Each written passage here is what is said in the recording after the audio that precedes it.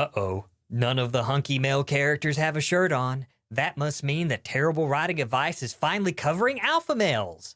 No, not the kind that pickup artists claim they can make you into if only you buy their book titled Gaslighting and Negging for Dummies. No, the other kind of fictional alpha male, the one frequently featured in romance novels.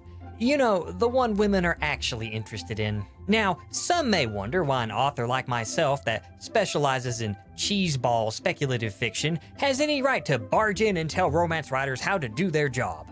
Well, you see, since I am the alphaist of alpha males, it is clear that I can offer writers key insight into the character of a hunky take-charge man. And as such, I have descended from on high to humbly share my boundless wisdom with the lesser romance writers. Yes, those little romance authors with their tiny, tiny share of the market. Such a small slice of the pie. Not like the piece of humble pie I'm going to have to wolf down when I see their sales figures. Now with my smug dismissal of an entire genre out of the way, let's dig into making our hunky alpha male. We should start with something interesting and meaningful that speaks to the core essence of the character as a starting point. Something deep and thoughtful. And by that I mean his looks. The rest we can figure out later. It is important to describe the attractive appearance of the alpha pretty much constantly, as well as come up with increasingly contrived reasons for him to never wear a shirt. He oils his abs for a hobby for some reason. His abs are so important that they frequently take up the entire book cover. Remember, in the Alpha Club, no dad bods are allowed. Now eventually, a writer might find themselves struggling to come up with good descriptive prose for the alpha. When this occurs, the romance writer should ratchet up the descriptions to the next level with purple prose. If the reader couldn't guess the alpha from the 10-paragraph long description when everyone else got a sentence, then I'm sure they'll be able to spot him when the story starts battering them in the face with metaphors and similes. What other attractive features can we give our alpha?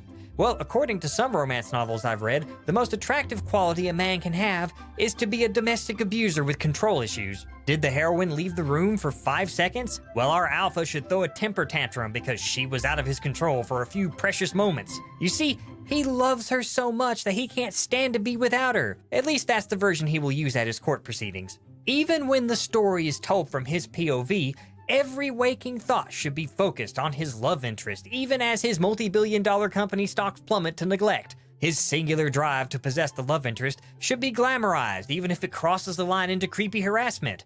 I mean, it's okay when he does it because he's attractive.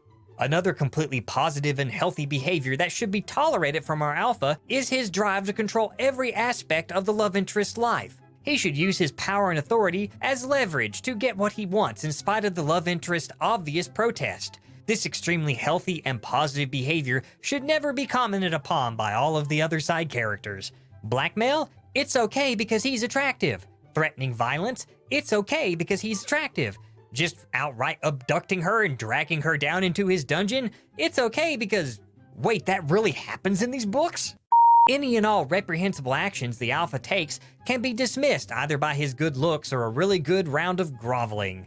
A good alternative is to justify his jerkish behavior with a traumatic backstory. See, if I robbed a bank, all I would have to do is to explain to the police that I was bullied when I was younger and all would be forgiven. That's exactly how that works. Past trauma should be wielded against the love interest in order to pacify their criticism, not be used as a way to explore a character's traits.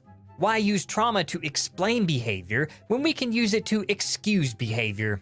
Or, you know, just ignore the alpha's bad behavior completely with no explanation whatsoever. I think I'll do that. Okay, what do we have so far?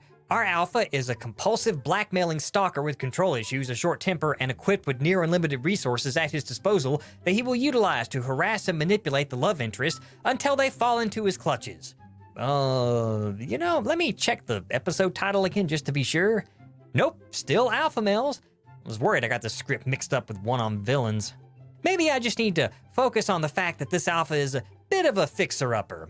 I'm sure the affection of the love interest will be far more effective at treating these deep-seated flaws. Even the ones that require a physician to diagnose are likely genetic and need a highly specific drug dosage for proper and effective treatment. Yeah, I think true love will substitute for all of that. Now, the love interest being a positive influence in the alpha's life is a powerful form of wish fulfillment. And like all wish fulfillment, it works best when used in excess and without thought. Yes, people normally have to marshal the willpower to change themselves, and other people in their lives can act as a catalyst for change, but no, our love interest is so special that the alpha will do a complete 180 in personality just for them. The love interest is so special that he will instantly stop sleeping around and forgo his rakish exploits.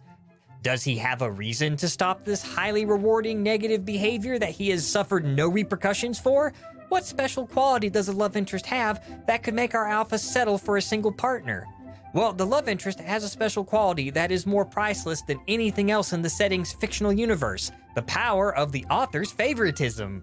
But is author favoritism enough for a convincing story? No, we need to add a bit more to our alpha to make him a bit more believable. I know, we'll make our alpha a billionaire Highlander werewolf chic. And, I guess I'll give him a noble title as well. I'm sure all of those will substitute for an actual personality.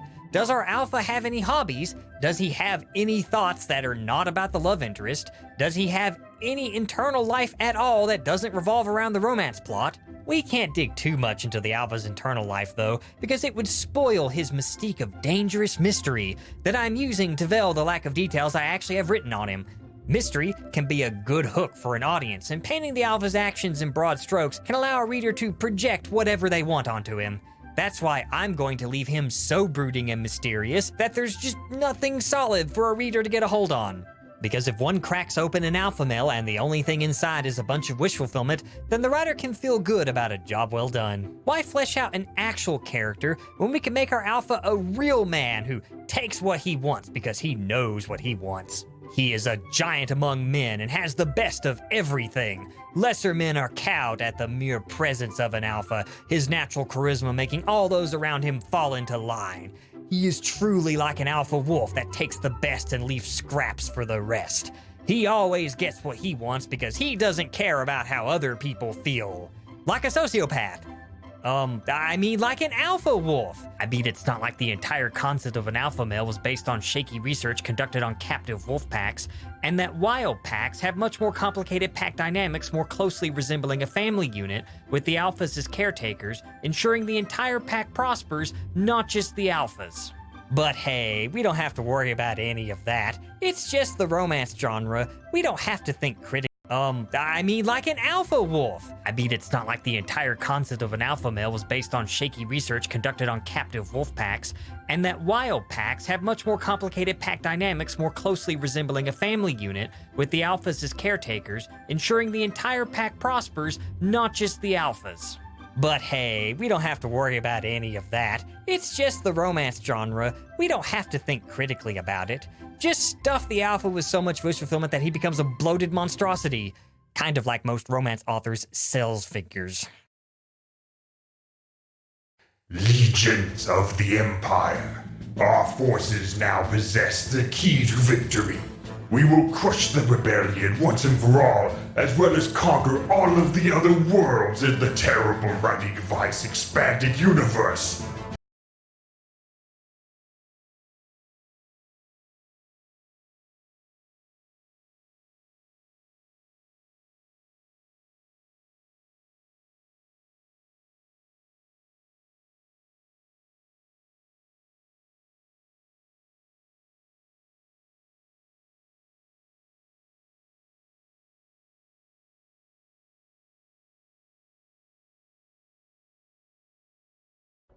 Legend of Total War here, and today we're going to be doing a Legendary Difficulty 10-turn guide, so first 10 turns, for the Western Roman Empire in Total War Attila.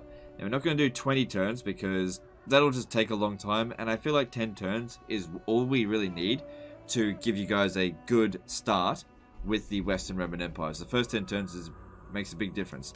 So jumping into turn 1, we'll get started on the guide. Alright, so on turn 1, we got to lay some ground rules down here. First things first, do not panic, okay? This doesn't have to be as difficult as what the game says it's going to be, okay? The second thing we got to establish is that this guide is not for advanced plays of the Western Roman Empire. This is a guide to make the Western Roman Empire as easy as I could possibly make it for you, with a few tricks and tips This campaign does not have to be anywhere near as difficult as it would be if you don't do this stuff.